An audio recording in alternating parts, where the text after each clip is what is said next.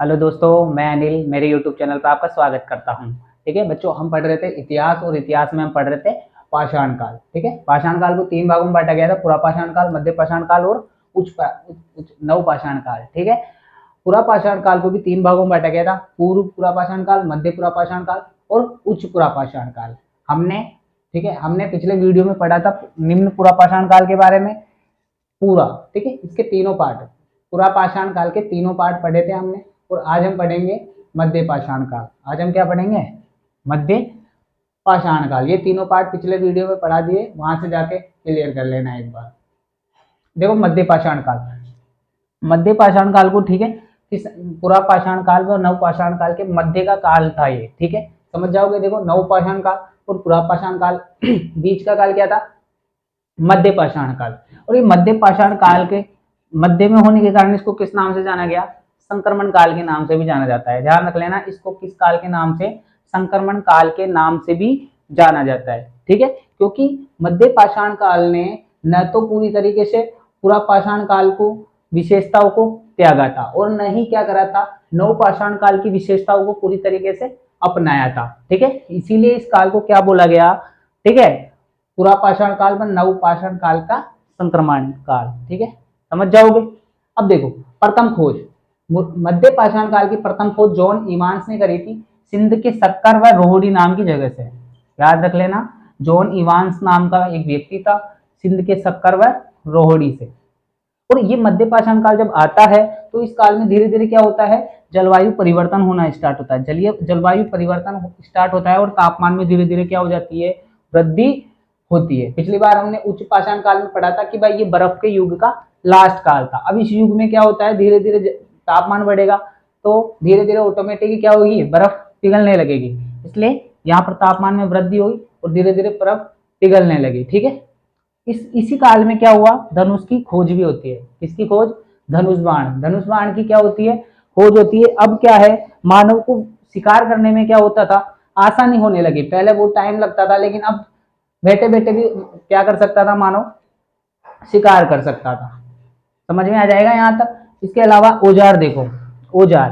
ठीक है, इस काल में औजार क्या थे? बहुत छोटे थे। मध्य पाषाण काल में ठीक है औजार क्या थे? बहुत छोटे थे। और इन छोटे होने के कारण, इन मध्य पाषाण काल के जो औजार थे उनको छोटे होने के कारण इसको किस नाम से जाना जाता था? माइक्रोलिथक औजार या माइक्रोलिथ। ठीक है, मतलब इन औजारों को क्या नाम बोला गया? माइक्रोलिथ। इन औजारों को क्या बोला गया? माइक्रोलिथ। समझ में आ जाएगा। जिसमें देखो एक ठीक है एग्रेट, चर्ट, चार्ल्सडोनी, जेस्पर, इन पत्थरों से ये मूल्यवान औजार बनाए गए थे। ठीक है, समझ जाओगे। मूल्यवान पत्थरों से ये औजार बनाए गए थे। और ये जो माइक्रोलिथक औजार बनाए जाते थे, इसके निर्माण की तकनीक को क्या बोला जाता था? प्लूटिंग। ये याद रखना, प्लूटिंग। और माइक्रोलिथ तो बहुत मेन है, याद रखना। सीधा क्वेश्चन आएगा भाई माइक्रोलिथिक औजार कौन सी काल में पाए गए? कौन से काल में पाए गए? तो मध्य पाषाण काल में। समझ जाओगे।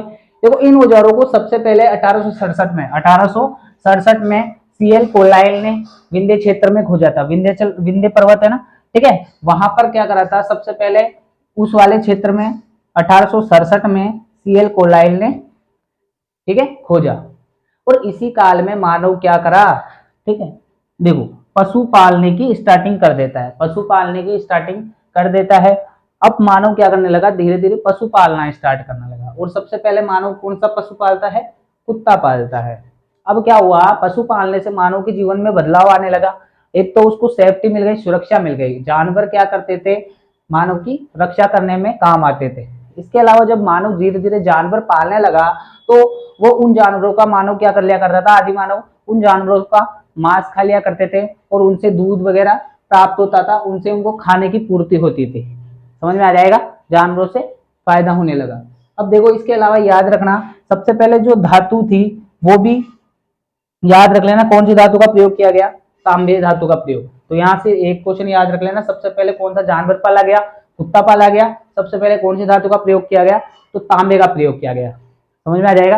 अब देखो पशुपालक के प्राचीन साक्ष्य। ठीक है, पशुपालक के प्राचीन साक्ष्य मतलब कहाँ से मिले हैं? आदमगढ़ मध्य प्रदेश से और बागोर। बागोर कहाँ है? भीलवाड़ा में। ठीक है, याद रखना ना, बागोर भीलवाड़ा के राजस्थान से और आदमगढ़ मध्य प्रदेश से हमें पशुओं के साक्ष्य मिले हैं भाई, यहाँ पता चलता है कि यहाँ पर पशु पाले जाते होंगे।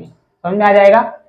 देखो इसके बाद इसी काल में काय का आविष्कार हो जाता है, अग्नि का आविष्कार होता है। इसी काल में किसका आविष्कार होता है, अग्नि का आविष्कार होता है। और अग्नि का प्रथम साक्ष्य कहां से मिला, भीमबेटका नाम के क्षेत्र से ही, मध्य प्रदेश से। यहाँ मानव अस्थि पंजर के साक्ष्य मिले हैं।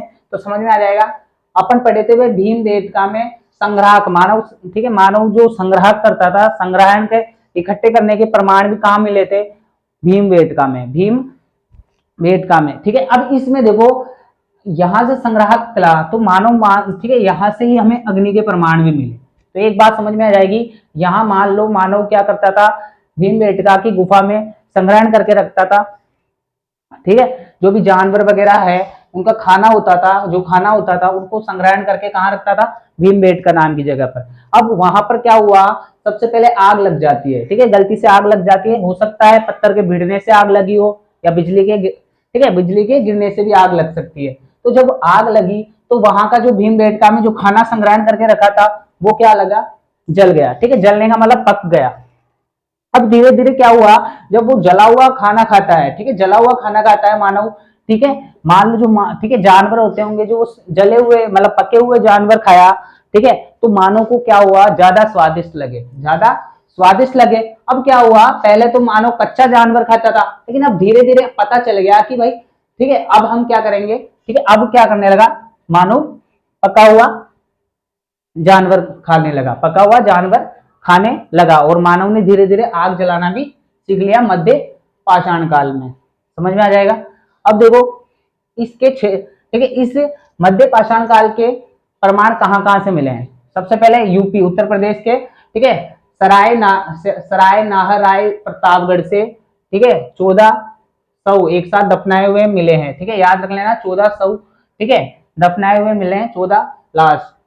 एक कब्र में एक साथ 4 कंकाल एक साथ मिले, एक साथ 4 कंकाल मिले। और यूपी के चौपानु मांडू नाथपुर से 13 झोपड़ियां मिली है। समझ में आ जाएगा। और राजस्थान के 3 शहर, राजस्थान के 3 क्षेत्र मिले, एक तो नावा जयपुर से, बुजावर जोधपुर से, होकरा अजमेर। ये तीनों क्षेत्र याद रख लेना, इंपोर्टेंट है, नावा बुजावर होकरा। ये तीनों, इन तीनों क्षेत्रों से मध्य पाषाण काल के क्या मिले हैं, साक्ष्य मिले हैं। मध्य पाषाण काल के क्या मिले हैं, हमें साक्ष्य मिले हैं। समझ में आ जाएगा।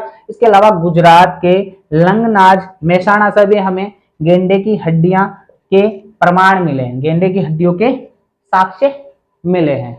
आ जाएगी बात समझ में। हमने पढ़ लिया पाषाण काल और पाषाण काल के, ठीक है, यहां तक भाग पढ़ चुके हैं अपन। पुरापाषाण काल के तीनों भाग हमने पिछले वीडियो में पढ़ लिए थे, ठीक है, और मध्य पाषाण काल के यहाँ पढ़ लिए। अगले वीडियो में अपन नवपाषाण काल पढ़ेंगे। यहाँ याद रख लेना 3 भाग है। मध्य पाषाण काल इंपोर्टेंट है। मध्य पाषाण काल में ध्यान रख लेना संक्रमण काल है, जोन ईवान, ठीक है, जोन ईवान, जलवायु परिवर्तन, ठीक है, तापमान वृद्धि, धनुष बाण की खोज याद रख लेना। ये वाला सबसे इंपॉर्टेंट है, माइक्रोलिथ औजार, माइक्रोलिथ औजार। और इस औजार की बनाने की तकनीक क्या थी, फ्लोटिंग। ठीक है, समझ में आ जाएगा। इसके अलावा यहाँ से खोजा गया ये औजार। और सबसे पहले यहाँ पर भी याद रखना पशुपालक बन गया, मध्य सीधा क्वेश्चन आएगा, ठीक है, मतलब पशु पालना कब स्टार्ट करता है, तो याद रख लेना मध्य पाषाण काल में मानव पशु पालना स्टार्ट करता है। और सबसे पहले कौन सा जानवर पालता है, कुत्ता। और सबसे पहले धातु कौन सी होता है, तांबा। समझ में आ जाएगा। और पशुपालक के आदमगढ़ और बाहर, ठीक है, आदमगढ़ और बागोर से साक्ष्य मिलते हैं। और एक इंपॉर्टेंट है, सीधा क्वेश्चन आएगा, अग्नि का आविष्कार कौन से काल में हुआ, तो कौन से काल में हुआ, मध्य पाषाण काल में, मध्य पाषाण काल में। प्रमाण भीमबेटका नाम की जगह से। समझ में आ जाएगा, ठीक है। और यहाँ से याद रख लेना 13 झोपड़ियां चौपानी मांडो से, प्रतापगढ़, ठीक है, ये 1400 सवादान, ठीक है, राजस्थान के 3 क्षेत्र याद रख लेना, गुजरात में ये गेंडे की हड्डियां याद रख लेना। अगले वीडियो में हम क्या पढ़ेंगे, नवपाषाण काल के बारे में पढ़ेंगे। और चैनल को सब्सक्राइब करो, लाइक करो, शेयर करो, फैला दो अपने दोस्तों में, ठीक है। ओके, धन्यवाद।